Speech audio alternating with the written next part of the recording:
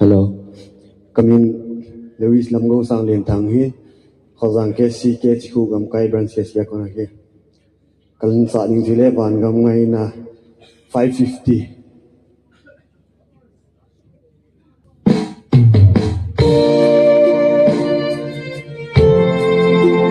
Hello.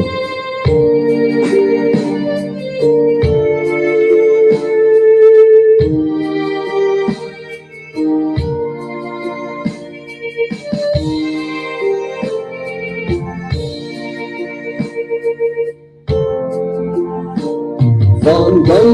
ngày nào đi kỳ có so gìn vạn kim bên na bun lạt tâm cho tê a ki khô bùi lu thăm na ta lô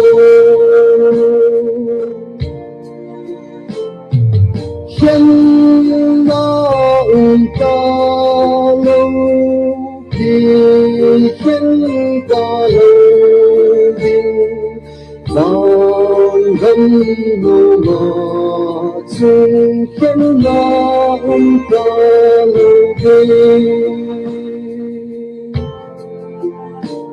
vạn gấm ngày na ni kỳ có sợ gì lần tâm cũng rơi hôm nay ê răng tâm thương vợ chơi là người bằng lâu với thương gia đình khen na ta lâu khi khen ta lâu vạn gấm nô mà chung khen na ta lâu vạn gấm ngày na ni kỳ có sợ gì mình bê cô bị chung hồn bóng lần lưu khu ký khu tình kỳ ta na tình ta tình khen na ta lâu kỳ khen ta lâu vạn gấm ngô mà chung khen na ta lâu vạn gấm ngày na ni kỳ có sợ gì hồn ngày trên kinh na mông bạc gai vợ chơi đình tôn số ta vạn cô bị tôn sung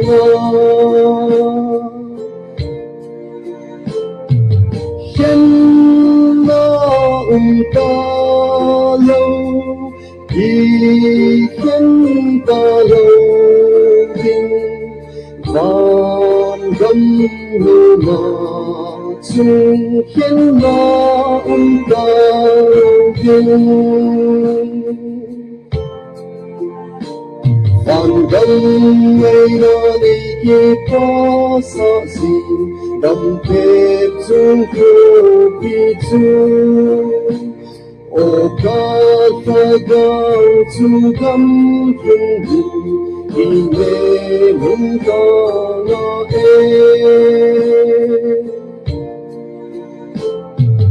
khen na ta lâu kỳ khen ta lâu vạn gấm ngô mà chung khen na ta lâu. Goodbye.